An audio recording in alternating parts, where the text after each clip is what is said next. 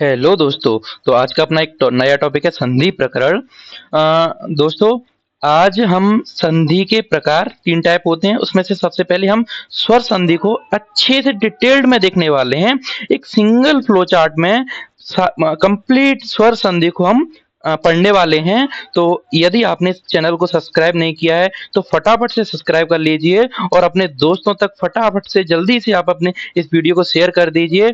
आज के बाद आपको स्वर संधि पढ़ने की जरूरत नहीं पड़ेगी। आज आप अच्छे से वीडियो को देख लोगे ना, इसके बाद आपको स्वर संधि गलत कर ही नहीं सकते। एक सिंगल फ्लो चार्ट में आपको कराया है। चलो देखते हैं।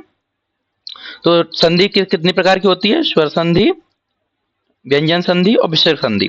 सबसे पहले आज हम स्वर संधि को देखने वाले हैं। ठीक है, तो ये मेरा फ्लो चार्ट है। आप स्क्रीनशॉट लेना चाहते हो तो स्क्रीनशॉट ले सकते हो। अब हम सबसे पहले कितने टाइप होते हैं, कितने भेद होते हैं स्वर संधि के, तो वो देखने वाले हैं।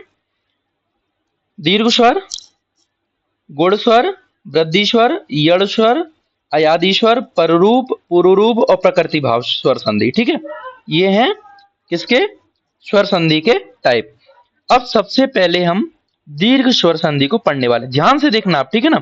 मैं बहुत इसमें एक आपको लग रहा होगा क्या है क्या नहीं है, मतलब इतना मैं इजीली ट्रिक है इसमें, एक कुछ भी नहीं है, बहुत इजीली एक रूल फॉलो हुआ है सब में और एक सीक्वेंस है इसका। तो आप इसको याद रखें। तो और जो मैंने अभी ये सीक्वेंस बताया, दीर्घ, गुण, वृद्धि, यड़, अयादि, पररूप, पूर्वरूप और प्रकृति, इनका भी सीक्वेंस याद रखना, तभी याद हो पाएगा, है ना। तो चलो स्टार्ट करते हैं। दीर्घ स्वर संधि, इसका सूत्र है अक सबड़े दीर्घ। क्या है? अक सबड़े दीर्घ। याद कर लेना क्योंकि पूछता है एग्जाम में जरूर। छोटा सा है अक सबड़े दीर्घ। यहाँ अक सबड़े दीर्घ का क्या अर्थ है? अक का मतलब अक प्रत्याहार, अक प्रत्याहार। और जो पूर्व पद में अक प्रत्याहार हो, अ ई उ री, और पूर्व उत्तर पद में कोई सा भी स्वर हो, वो सॉरी कोई सा नहीं, यहाँ पर समान स्वर होता है। ह्रस्व हो, लेकिन ह्रस्व और दीर्घ कोई सा भी हो सकता है। तो दीर्घ स्वर संधि में याद रखना, दोनों तरफ पूर्व पद उत्तर पद में समान स्वर होना चाहिए, तब वहां पर क्या होगा? दीर्घ स्वर संधि होगी। इसके एग्जाम्पल देखते हैं।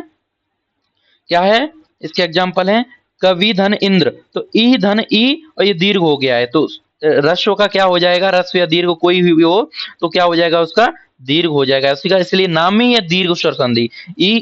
ई हो गया तो कविंद्र। श्री धन ईश, ई और ई श्रीश। गण धन अधिपति, अ और अ मिलके क्या हो गया? दीर्घ हो गया गणाधिपति, गणाधिपति। ठीक है ना।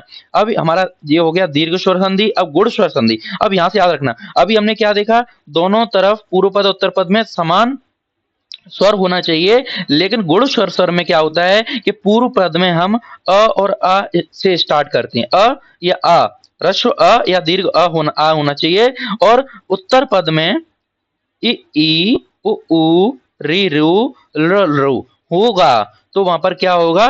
गुण स्वर होगा। और यहीं इनके बाद जो ई उ ऊ के बाद ओ ए ऐ ओ औ होगा, तो वहां पर कौन सी होगी? वृद्धि स्वर संधि होगी। और जो पूर्व पद में ये सेम रहेगा, दोनों में पूर्व पद में सेम। ये डिफरेंस याद करते चलो तो वेरी इजीली याद हो जाएगा आपको। देखो, पूर्व पद में दोनों तरफ सेम है, ठीक है, याद रखना।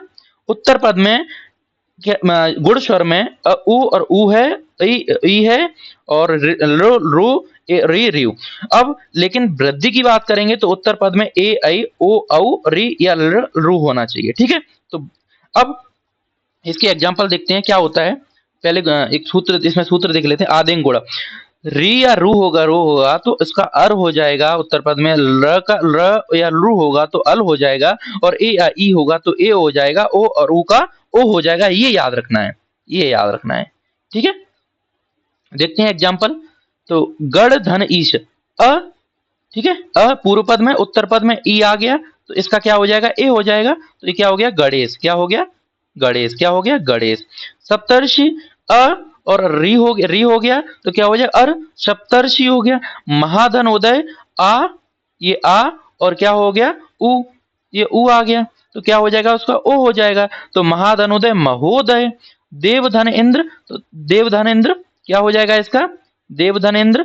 अ और ई मिलके क्या हो जाएंगे? क्या हो जाएगा? ए हो जाएगा तो क्या हो जाएगा? देवेंद्र। ये हमारी हो गई गुण स्वर संधि। वृद्धि में कुछ नहीं था, पूर्व पद में अ और आ था, और उत्तर पद में क्या हो गया था, ए आ ई ओ आ औ री और रे। एक आई होगा तो उसका क्या हो जाएगा, आई हो जाएगा। ओ या औ होगा तो उसका औ हो जाएगा, यानी वृद्धि हो जाएगी। री का आर हो जाएगा और रू का आल हो जाएगा। इधर अर हो रहा था, इधर अल हो रहा था, यहाँ पर आर और आल होगा वृद्धि, क्योंकि नाम ही उसका वृद्धि। ठीक है, इनकी वृद्धि हो गई, ये देख सकते हैं आप। एग्जाम्पल समझ आएगा, एग्जाम्पल देखते हैं। तया धन एव, आ धन ए तो आई हो गया, ए क्या हो गया, इसका दीर्घ हो गया तैयब। बन धन औकस, अधन ओ का औ हो गया तो बनोकस। देव धन ऐश्वर्यम तो क्या हो गया इसका, ए का क्या हो गया, आई हो गया। ये क्या हो गया, ए का क्या हो गया, यहाँ पर एक गलत लगा है, गलत है। देव देवधन ऐश्वर्यम, देव ऐश्वर्यम। ठीक है ना। अब बात करते हैं यड़, ये भी सीक्वेंस में। अब यहाँ पर रस्व और दीर्घ अ और आ का काम हुआ खत्म। अब यहाँ से एक प्रत्याहार चलेगा यड़ में, यड़ स्वर संधि में। इसका जो सूत्र है इको यड़ाची, इको यड़ाची मतलब एक प्रत्याहार। एक प्रत्याहार का क्या हो जाता है, यड़, यड़ प्रत्याहार में परिवर्तन हो जाता है। पूर्व पद में एक प्रत्याहार होने पर और उत्तर पद में स्वर होने पर, कोई सा भी स्वर हो तो क्या हो जाएगा, यड़ प्रत्याहार हो जाएगा। क्या हो जाएगा, यड़ प्रत्याहार हो जाएगा। अब एक प्रत्याहार में कौन कौन से आते हैं, एक प्रत्याहार में आते हैं ए ई ओ ऊ रे रू और रो। तो क्या हो जाएगा, ए और ई का य हो जाएगा, और ऊ का वह हो जाएगा, और री का र हो जाएगा, ल का ल हो जाएगा। अब यहाँ पर हम वही अयादी स्वर पर संधि पढ़ेंगे ना, इसमें भी सेम रहेगा। उत्तर पद में असमान स्वर होगा, लेकिन पूर्व पद में इसके बाद एक प्रत्याहार के बाद एच प्रत्याहार बनता है, जिसमें ए आई ओ औ आता है। इन्हीं का आगे वाला वर्जन है, तो यड़ का आगे वाला वर्जन है अयादी स्वर। ठीक है ना। तो ये दोनों हमने कंपेरिजन में पढ़ रहे हैं कि बस इसमें एक प्रत्याहार में, इसमें एच प्रत्याहार है। उत्तर पद सेम है। अब इसका क्या है, इसमें ए का ऐ हो जाएगा, ऐ का आय हो जाएगा, ओ का अब हो जाएगा, ओ का औ का आब हो जाएगा। ये वाले याद रखने हैं। ठीक है ना। एग्जाम्पल देखते हैं यड़ स्वर के। जैसे सुधी धन उपास्य, तो एक प्रत्याहार का ई आ रहा है और इधर ऊ है, तो ई का क्या हो जाएगा, ई का क्या हो जाएगा, य हो जाएगा। तो क्या हो गया, सुधी सुध य, तो शुद्ध उ का ये जुड़ गया, शुद्धोपास्य, शुद्धोपास्य। अनुधन अय, उ का क्या हो गया, उ का क्या हो गया, वह हो जाता है। उ का क्या हो जाता है, वह हो जाता है। तो अनु अन्वय, अन्वय अन्वय। शुधन आगतम, उ का क्या हो जाएगा, वह हो जाएगा। तो आ में क्या हो जाएगा, वह जुड़ जाएगा, तो स व में जुड़ जाएगा स्वा, और आ इधर जुड़ जाएगा तो स्वागतम। क्या हो जाएगा, उधन आ हो गया स्वागतम। ठीक है। और इधर हम देखें अयादी स्वर को, देखें अयादी स्वर एचो अयवावयव, इसका सूत्र है एच प्रत्याहार पूर्व पद में होना चाहिए, असमान स्वर उत्तर पद में होना चाहिए। तो ए का अय हो जाएगा, आई का आय हो जाएगा, ओ का अब हो जाएगा, औ का आब हो जाएगा। जैसे एग्जांपल देखते हैं, नए धन अका, तो इधर क्या है, आई है, आई है। ठीक है ना। आई का क्या हो रहा है, आय हो रहा है, क्या हो रहा है, आय हो रहा है। ठीक है, आय हो रहा है। तो नायक आयक, नायक। ठीक है ना। वह धन अक, औ का क्या हो रहा है, आब हो रहा है, तो भावक। पौधन इत्रम, तो पव अब, ओ का क्या होगा, अब होगा, तो पवित्रम। गए धन अक गायक, गए धन अक का क्या हो जाएगा, आई का क्या हो जाएगा, आय हो जाए, तो गायक। ठीक है। तो ये हमने देख लिए। अब जो बचे हुए तीन है, और रूप पुरूर प्रकृति, इनके एक छोटे छोटे से रूल हैं, अलग चलती हैं इनसे। इसमें क्या है, तीनों की एक स्पेसिफिक पहचान है। पर रूप स्वर संधि की बात करेंगे तो एंगी पर रूप इसका सूत्र है। इसका अर्थ क्या है, अकारांत उपसर्ग पूर्व पद में हो, क्या हो, अकारांत उपसर्ग पूर्व पद में हो, और उत्तर पद में एंगी ए या ओ हो, ए या ओ हो, एंग प्रत्याहार ए या ओ हो, तो पर रूप। पर रूप मतलब पुराना रूप। प्रधन ए जते, तो प्रेजते। अब यहाँ पर ए या ओ आ गया, उत्तर पद में ए या ओ आया। ठीक है, ओ आया और ए आया। और पूर्व पद में प्रत्याहार ऊपर अकारांत उपसर्ग होना चाहिए। ठीक है ना, अकारांत उपसर्ग होना चाहिए। ठीक है, याद रखना। तो क्या हो जाएगा, प्रेजति। उपधन ओषति, तो क्या हो गया इसका, उपोषति। उपधन एजति, उपेजते। सेम रहता है। ठीक है ना। पूर्व रूप का क्या सूत्र है, एंग पदांतातति, तो पदांत दातती। तो इसका क्या हो जाएगा, इसका एंग प्रत्याहार में क्या अभी हमने पढ़ा, ए और ओ, ए और ओ। इसमें क्या है, पूर्व पद में ए या ओ हो, और उत्तर पद में रस्व अ हो। याद रखना, रस्व हो तो वहां पर अ का हम क्या परिवर्तन कर देते हैं, अवग्रह में परिवर्तन कर देते हैं, और वो कौन संधि हो जाती है, पूर्व रूप स्वर संधि हो जाती है। जैसे ए या ए, पूर्व पद में ए। अब उत्तर पद में रस्व अ, तो क्या कर देंगे, इस अ का अवग्रह कर देंगे। हरे अव, हरे धन अवर, वने धन अग्नि, वनेद अग्नि, और सर्वे अपि। तो कुछ भी नहीं है, बहुत ज्यादा सिंपल है। प्रकृति भाव देखें तो इसमें कुछ भी नहीं है। इसका सूत्र है ई दू दे द द्विवचनम प्रग्रहम। द्विवचनांत ई या उ ए होगा, और उत्तर पद में कोई भी स्वर हो तो कोई चेंजेस नहीं रहते, same as it is same रहता है। ये देखते हैं, हरि धन एतौ, तो हरि एतौ, विष्णु धन ईमो, विष्णु ईमो, ई धन इंद्र, इंद्र।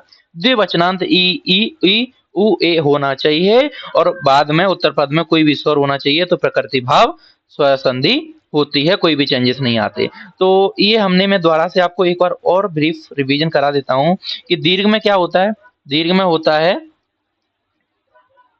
दीर्घ में क्या हो रहा था, दीर्घ में हो रहा था कि पूर्व पद उत्तर पद में समान स्वर होना चाहिए, और गुण स्वर में क्या हो रहा था कि पूर्व पद में अ और आ हो, और उत्तर पद में क्या हो, अ उ उ ई ल र और री। तो इसका अ उ उ का क्या होगा, ओ होगा, ए ई का ए होगा, ल का अल हो जाएगा, और री का अर हो जाएगा। अब इसके बाद कौन से बचे, ये वृद्धि राधय, जो वृद्धि स्वर संधि में क्या होगा, यहाँ पर इसके बाद बचा ए ऐ ओ औ, तो इसका ए का ऐ हो जाएगा, ओ का औ हो जाएगा। ये वृद्धि हो रही है, ठीक है ना, यहाँ पे ये वृद्धि हो रही है, उसके नाम में ही छिपा हुआ है। अब यहाँ पर अ और आ का काम खत्म हुआ, इसके बाद इक प्रत्याहार आया, तो यड़ स्वर में इक प्रत्याहार आ जाता है, आदि में एच, एक के बाद यच प्रत्याहार आ जाता है, उत्तर पद सेम रहता है। तो यही है इका, और यड़ प्रत्याहार, एक प्रत्याहार का यड़ प्रत्याहार में परिवर्तन हो जाता है। देखते हैं, ई का यह हो जाता है, उ का वह हो जाता है, रे का र हो जाएगा, ल का ल हो जाएगा। वहीं हम बात करें अयादि में, तो अयादि में एच प्रत्याहार, ए ऐ ओ औ, ए का अय, ए का ऐ का आय, ओ का अब, और औ का आव, ठीक है ना। ये एग्जाम्पल हमने देखे थे। पर रूप में कुछ नहीं था, पूर्व पद में अकारांत उपसर्ग होना चाहिए, और उत्तर पद में ए या ओ हो, ठीक है ना, एंग प्रत्याहार हो, तो पर रूप स्वर संधि होती है वहां पर। एग्जाम्पल हमने देखे। पूर्व रूप की बात करें तो पहले ही जैसा रूप, सेम रूप, लेकिन बस क्या होता है कि यदि पूर्व पद में ए या ओ हो, एंग प्रत्याहार हो, और उत्तर पद में रस्व अ हो, तो उसका अवग्रह में हम परिवर्तन कर देते हैं, ठीक है। और प्रकृति भाव में द्विवचनांत ई उ ए हो, ऐ हो, तो और उत्तर पद में कोई भी स्वर हो तो कोई भी चेंजेस नहीं आते हैं, ये हमने देखा। तो ये सीक्वेंस याद रखेंगे ना हमने, दीर्घ, गुण, वृद्धि, यड़, अयादि, पर रूप, पूर्व रूप, प्रकृति, तो उसी के हिसाब से हम याद कर सकते कि हाँ उसमें ऐसा हुआ था, अब इसमें नेक्स्ट पद एक क्रम बढ़ता गया है इसका, ठीक है। तो आई होप मैंने आपको समझा पाया हूँ, और मुझे लगता है ना कि इसके बाद आप कभी भूलोगे नहीं, और ये इनफ है, ठीक है ना। बीएमएस फर्स्ट ईयर के जो एग्जाम्पल आते हैं, इसमें से इजीली आप बना लोगे, ठीक है। और कोई भी डाउट हो अगर आपको, तो मुझे कमेंट सेक्शन में बताइएगा। और यदि ये आपको फोटो एचडी में आपको चाहिए, तो मैंने आप इंस्टाग्राम आईडी पर, अपने इंस्टाग्राम आईडी पर अपलोड कर दिया है, तो वहां से जाकर आप ले सकते हैं, ठीक है। तो और इसकी मेरी ID, Instagram ID description box में आपको मिल जाएगी, तो वहां से जाके आप विजिट कीजिए मेरी इंस्टाग्राम आईडी। और सच में आपको ये वीडियो आप मेरी हेल्पफुल रही हो, आपके लिए, आपको अच्छी लगी हो, तो यार अपने दोस्तों को शेयर कीजिए, सब्सक्राइब करवाइए, और आप खुद सब्सक्राइब कीजिए। मैं अब स्वर के बाद व्यंजन और विसर्ग संधि भी ऐसे ही फ्लो चार्ट में आपको खत्म करवा दूंगा, ठीक है। तो पढ़ते रहिए, थैंक यू।